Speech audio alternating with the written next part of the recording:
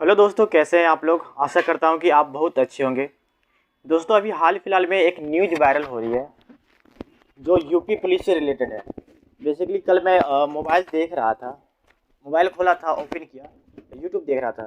तो यूट्यूब पे एक ही न्यूज़ वायरल हो रही है, ट्विटर पे एक ही न्यूज़ वायरल हो रही है, इंस्टाग्राम फेसबुक पे सब पे एक ही न्यूज़ वायरल हो रही है। वो क्या था, यूपी पे पुलिस का पेपर लीक हो गया। मतलब ऐसा कैसे हो सकता है, यूपी पुलिस का पेपर कैसे लीक हो सकता है। अगर बिहार का पेपर लीक होता है, बिहार से कोई भी एग्ज़ाम है उसका पेपर लीक होता है, मान लेते हैं कि वहाँ की गवर्नमेंट इतनी स्ट्रिक्ट नहीं है। लेकिन यूपी का गवर्नमेंट बहुत ज़्यादा स्ट्रिक्ट है। यहाँ की योगी सरकार हर चीज़ में जो है काफ़ी अनुशासन बरतती है, काफ़ी अनुशासन डिसिप्लिन फॉलो करती है। लेकिन यूपी पुलिस का पेपर लीक हो जाना बहुत एकदम शर्म की बात है।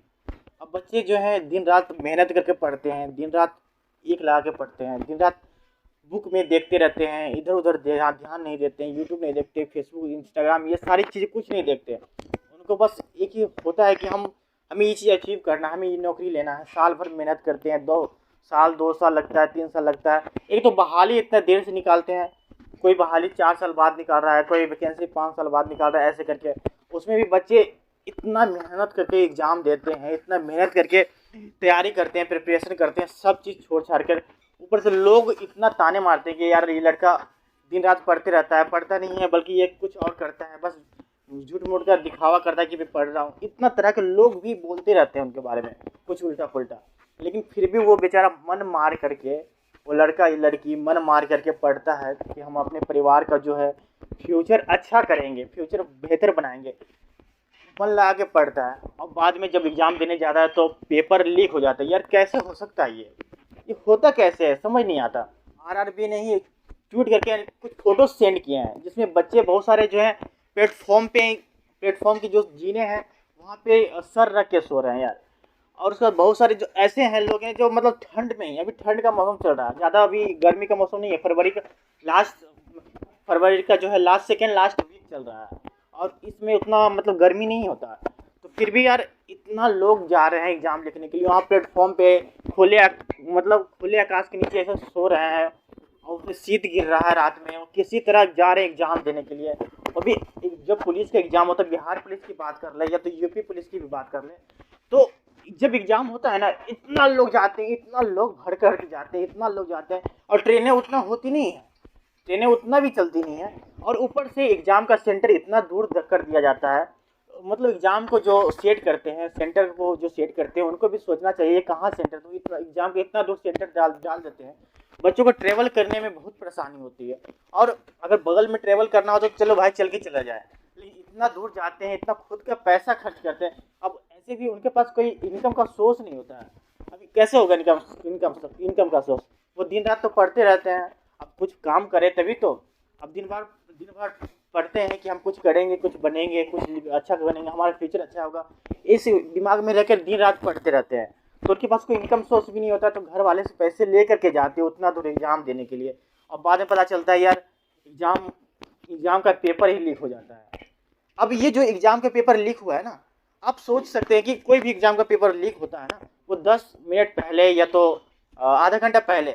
अब ये जो यूपी पुलिस का जो पेपर लीक हुआ है वो 6 घंटा पहले से मार्केट में मतलब ऐसे उड़ रहा था, बताओ।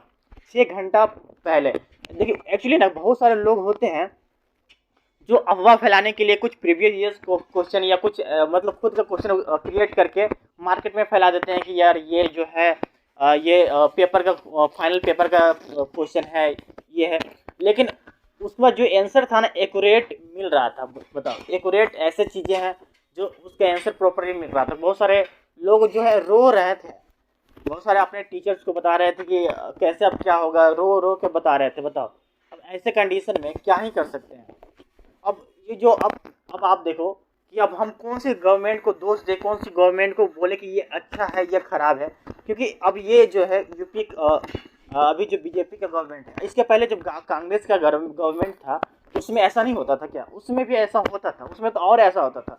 अभी जो टेक्नोलॉजी काफ़ी बूस्ट हुई है, एकदम इतना अपडेटेड हुई है सारी चीज़ें में, फिर भी सिक्योरिटी इतना टाइट क्यों नहीं है, इतना सिक्योरिटी इतना मतलब हाई फाई क्यों नहीं है कि कोई भी बंदा जो है जो भी चाहे इजली पेपर को लीक करवा देता है, इजीली पेपर को बाहर कर देता है, इजीली एग्ज़ाम के पहले पेपर को लीक कर देता है। अब जो जो पढ़ाई नहीं करके गया, चलो वो तो ठीक है, जो पढ़ाई नहीं करके गया तो वो तो उसके मज़े हैं, लेकिन यार जो जो 12-12 घंटा, 18 घंटा, 14 घंटा बैठ करके एक जगह पर बैठना कितना मुश्किल हो जाता है। आप ऐसा सोचिए कि आप एक घंटा बिस्तर पर लेट कर देखिए और ऊपर छत पे मतलब सीलिंग पे ऐसे देखते रहिए 5 मिनट 10 मिनट देखते रहेंगे ना, तो आपको एकदम खराब सा फील होने लगेगा।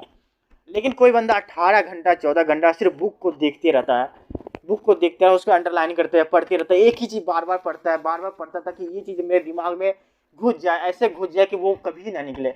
लेकिन यार अब ऐसे कंडीशन में जब एग्ज़ाम देने जाते हैं तो रिजल्ट इस तरह से आता है। अब बच्चे क्या करें, कोई मंदिर पे जा कर के, मंदिर के बाहर जाकर कोई ठेला लगा ले, या समोसे का, या चाट का, या पकौड़े का कोई बिजनेस खोल ले, इसे आप बिजनेस कहोगे? यार आज का जो मतलब ऐसा ट्रेंड चला हुआ है, जब से ये मतलब ये बेचने वाली चीज़ें शुरू हुई हैं, तब तो ऐसा ट्रेंड बन गया कि भाई हमें तो नौकरी करने से अच्छा यार हमें कोई ठेला चलाना चाहिए, उसमें ज़्यादा पैसा होता है। यार आप ऐसा सोचो कि पैसा ही ज़्यादा इम्पोर्टेंट है क्या? सारे लोग जो हैं ठेला ही खोल लेगा तो ट्रेन कौन चलाएगा? आप ऐसा सोचो, सारे लोग ही सारे लोग, जो जितने भी लोग हैं, सारे लोग कोई ना कोई बिजनेस कर लेगा, तो वह बैंक में कौन काम करेगा है? आर्मी में कौन जाएगा? हमारी रक्षा कौन करेगा? आप ऐसा सोच नहीं रहे हैं। अब आप उल्टा तरीके से सोचते हो, तो मतलब ये सही नहीं है ना, है कि नहीं? अभी 1 महीना पहले ही एएलपी में भर्ती निकला था और ओनली केवल 5600 सीट है, और बच्चे इतने बेरोजगार हैं। हर साल बहुत लाखों बच्चे ग्रेजुएट हो रहे हैं, हर साल लाखों बच्चे 10th पास कर रहे हैं, हर साल लाखों बच्चे 12th पास कर रहे हैं, हर साल लाखों बच्चे पूरा ग्रेजुएशन पार कर रहा है। मैं इसलिए मैं बस नॉन टेक्निकल की बात कर रहा हूँ, मैं टेक्निकल की बात नहीं कर रहा हूँ, टेक्निकल की तो बात दूर ही है, नॉन टेक्निकल की बात कर रहा हूँ कि बहुत सारे लाखों बच्चे ग्रेजुएशन कंप्लीट कर लेते हैं। अब भर्ती कितना निकालता है? 5600। अभी मैं आपको एक आंकड़ा दिखाऊं कि बिलासपुर में लगभग 1100 सीट था, मतलब एएलपी के लिए आरआरबी में, तो उसमें लगभग 3 लाख लोग अप्लाई किए। मैं आपको यहाँ पे डाटा शो कर देता हूँ ताकि आपको पता चल जाए कि कितने, कौन से जोन में कितने लोग अप्लाई किए हैं। और हर जोन में मतलब डिफरेंट, मतलब कई जोन हैं, तो हर जोन में मतलब सबसे ज़्यादा है बिलासपुर में ही है 5100 सीट, और पटना में भी है तो मतलब 200 सीट है, कहीं 100 सीट है, कहीं 36 सीट है, कहीं 39 सीट है, इस तरह से। लेकिन वहाँ पे भी 2 लाख 3 लाख 4 लाख ऐसे लोग जो हैं, इतने स्टूडेंट जो है अप्लाई किए हैं। तो बाकी स्टूडेंट कहाँ जाएंगे? बाकी जो विद्यार्थी हैं कहाँ जाएंगे? अब पढ़ लिख कर क्या करेंगे? समझ नहीं आ रहा। अब बाहर जाके तो काम अगर करना चाहें तो वहाँ पे भी तो नहीं मिलता है ना काम, क्योंकि अगर बाहर जो इंडस्ट्री में जाते हैं, दिल्ली बम्बई जाते हैं, कलकत्ता बंगलोर जाते हैं, वहाँ पे भी एकदम अच्छा जॉब नहीं मिलता तो 10,000 15,000 ऐसे करके जॉब दे दिया जाता है, उसमें ज़िंदगी कट सकती है क्या? अब आने वाले टाइम में 2 साल में 3 साल में उनकी भी शादी होगी, फिर अब पूरा परिवार 15,000 20,000 में चल पाएगा क्या? एक अच्छा हेल्दी परिवार चलने के लिए लगभग आपको 20,000 तो तनख्वाह मिनिमम तो चाहिए, और बच्चा पूरा वो जो है अकेला ही लगभग 15,000 महीना कमा रहा है। उसमें अपना परिवार तो चलो मतलब शादी कर लिए, बच्चे हो गया, मतलब ये चीज़ें, लेकिन इसके साथ साथ पूरा परिवार भी चलाना पड़ता है ना, पूरा परिवार भी चलाना पड़ता है। अब कैसे होगा? अब एक ही उम्मीद है कि वो सरकारी जॉब कर ले, क्योंकि उसके पास तो ऐसा बैकग्राउंड तो नहीं है ना, ऐसा बैकग्राउंड नहीं है कि वो खेत में काम कर ले, या अपना खेत हो या अपना दादा का खेत हो जो उसके नाम पे हो, या तो बिजनेस है उसका पिताजी का, या तो कोई ऐसा बड़ा है, मतलब कुछ है हमारे पीछे, जो अगर हम कुछ भी अगर नहीं करें तो हमारे बैक सपोर्ट है कि हमें कुछ सपोर्ट मिलेगा। अब इसके पीछे कोई सपोर्ट ही नहीं है, बस एक ही उम्मीद है कि हमें गवर्नमेंट जॉब करना है। अब ऐसे में गवर्नमेंट जॉब करना है, दिमाग में सोचे हुए हम मेहनत कर रहे हैं, अब रिजल्ट इस तरह से आ रहा है। अब आप ऐसा सोच लो कि एएलपी में वैकेंसी 5600 निकला हुआ है, इसमें लाखों मतलब 20 लाख लोग अप्लाई किए होंगे। अब मैं आप डाटा देखो ना, अब 20 लाख लोग अप्लाई किए होंगे। अब ये सारे लोग एग्जाम देने जाएंगे दूसरे जगह, किसी का सेंटर कहीं और है, किसी का सेंटर कहीं और है, किसी का सेंटर कहीं और है। अब इतने लोग एग्जाम देने जाएंगे, प्लस इतना ट्रेवल का खर्चा भी लगेगा।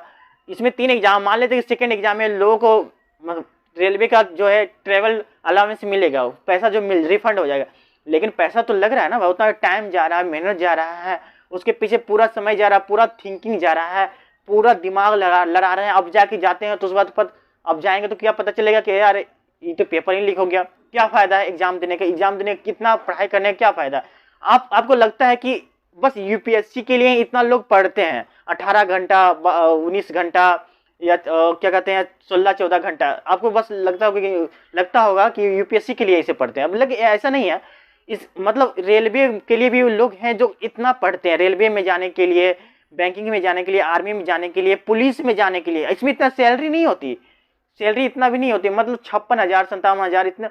अब इसमें ऐसा लाइफ नहीं है कि लग्जरी लाइफ मिल जाता, नहीं, इसमें ऐसा है कि स्टेबल लाइफ मिलते हैं, हमें ज़्यादा चिंता करने की ज़रूरत नहीं होती, एक अच्छा लाइफ मिल जाता है, हमें उतना पैसा मिलता है कि हम अच्छे से लाइफ जो है स्पेंड कर दें, हमारा परिवार जो अच्छा से संभल जाए।